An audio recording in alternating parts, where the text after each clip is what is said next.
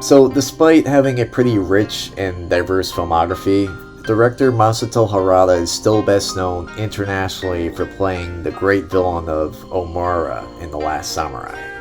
Edward Zwick's 2003 movie took one of the messiest time periods in Japanese history, and he just transformed it into a great tale of heroes starring Tom Cruise.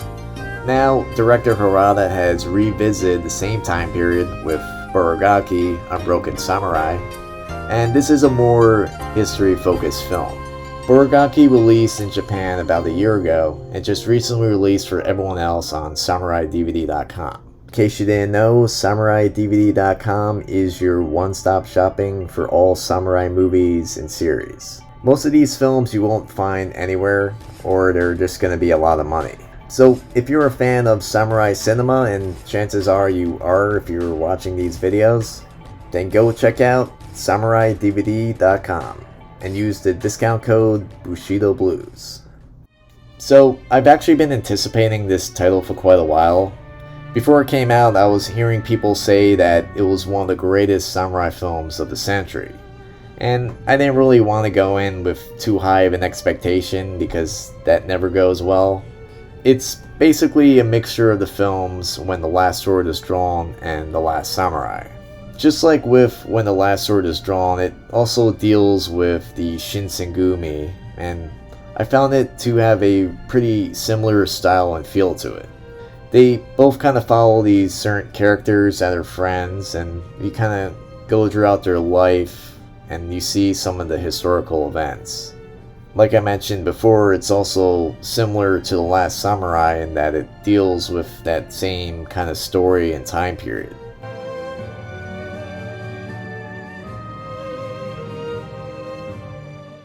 So I'm just going to give a brief history of the Shinsengumi, just because I feel like this film kind of just assumes you already know all this, when in fact you may not.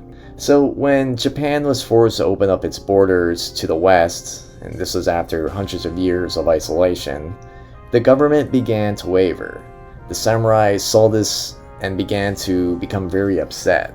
Many people supported these samurai, including the farmers, and they joined forces, and together they decided to expel the foreigners.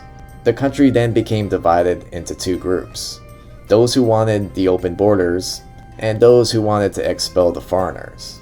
As the country went through this chaos, the people who wanted to overthrow the government started a movement. They became the feudal lord's special police force, and they captured the rebels, and they maintained peace in Kyoto. They were originally formed to guard the shogun, and they were known as the Roshigumi. Regardless of rank or whether or not you were a samurai or a farmer, if you were skilled with the sword and you were strong enough, you could become a member. And this was very unusual for the time, because this was when, in order to become a samurai, you had to be born into a samurai family. So this really must have been inspiring for a lot of young men. So they then gathered in Kyoto, but suddenly they changed their mission. They had been told that samurai exist only to serve the shogun, but they felt that this was meaningless. So they disbanded and they regrouped to form the Shinsengumi. And with the support of the feudal lord, they became the police of Kyoto. By serving the feudal government, they were fulfilling their duty as samurai. They lived by the ideals of samurai, and their purpose has captured the hearts of Japan even to this day. Kando Isami, the head of the Shinsengumi, and Hijikata Toshizo, the second in command, were both farmers. They were both farmers with thick accents and a brutally effective fighting style that saw them dubbed as Baragaki. This is Japanese for Dorn. 俺は石田村のバラガキだったよ。バラガキ。ならず者の隠語で茨の垣で、触れると刺す茨。 But eventually they became considered heroes in Japan even to this day. The film follows these two characters, but mainly the second in command, and that's an interesting choice, because why follow the second in command? But we watch these two and they go through life during this insane time period, which surprisingly is only about 6 years. The Shinsengumi really weren't around for that long, but so much happened. But one thing that this film doesn't do, which a lot of other films do, is romanticize the Shinsengumi. After watching this, I never realized just how bad they were. Like, they did a lot of bad stuff. Assassinations, double crossings. It's almost like the samurai version of battles without honor and humanity. 武士らしくこのまま腹を切るか、それともこの堀川国広を真の像まで切り下げましょうか。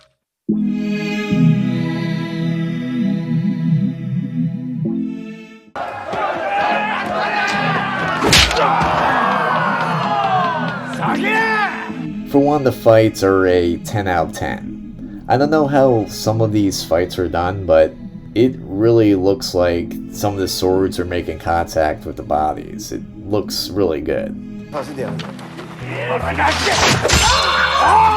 The blood effects are actually really convincing. It doesn't look fake or anything. And I will say, honestly, some of the stuff in this film is pretty gruesome. Like, there could be a lot of blood. The fighting itself looked really great, but I found that it was more so in quick bursts. There wasn't really any long fights. And it's kind of spread throughout the film, so in a way it's good for action fans. It's gonna kind of keep you interested.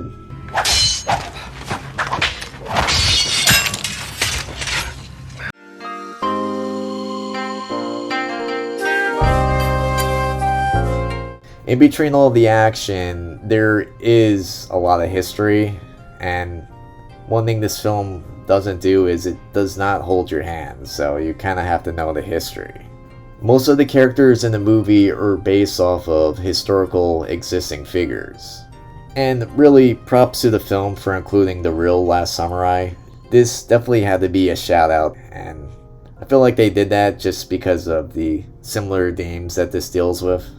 ブリネ様たちフランス人は故国へ送還され、函館は官軍に包囲されました。 And just like the director's previous historical features like Sekigahara and the Emperor in August, the movie does not pause. The historical background and explanations about the balance of power of the time are definitely left to a minimum. The viewer is going to be drawn right into the 1860s. This is not a film I would include in my beginner's guide to samurai films. There's a couple of really well shot sword fights and battles. The battle sequences look really good. And I do think it's enough action for the non-history buffs to be interested enough. The film itself focuses on the life of the historical vice commander of the Shinsengumi.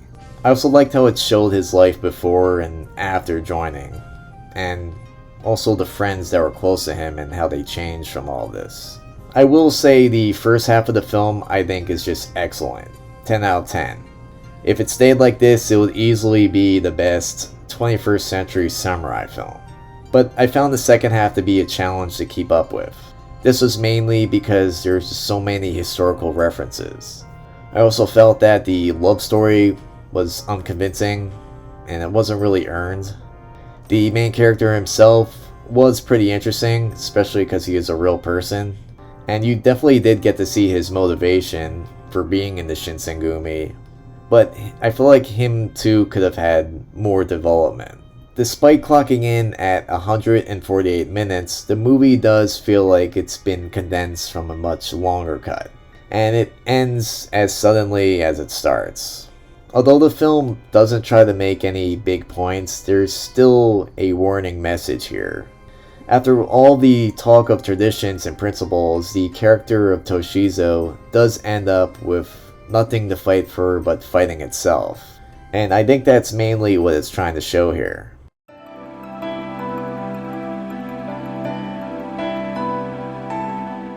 Overall, it's a good film. It looks gorgeous. There's just so many scenes of beautiful Japan with its beautiful landscapes. The cinematography is also very high budget looking. The costumes look great. Same with the effects. The fight scenes are definitely the highlight. There's some that I might include in a future top 10. And just the battle scenes look very epic. It does a lot of things well, but it's definitely not for those who aren't familiar with the history. As far as comparing this to When the Last Sword is Drawn, I'll say it's not quite as good as that one, just because it fails to depict the emotion that film had.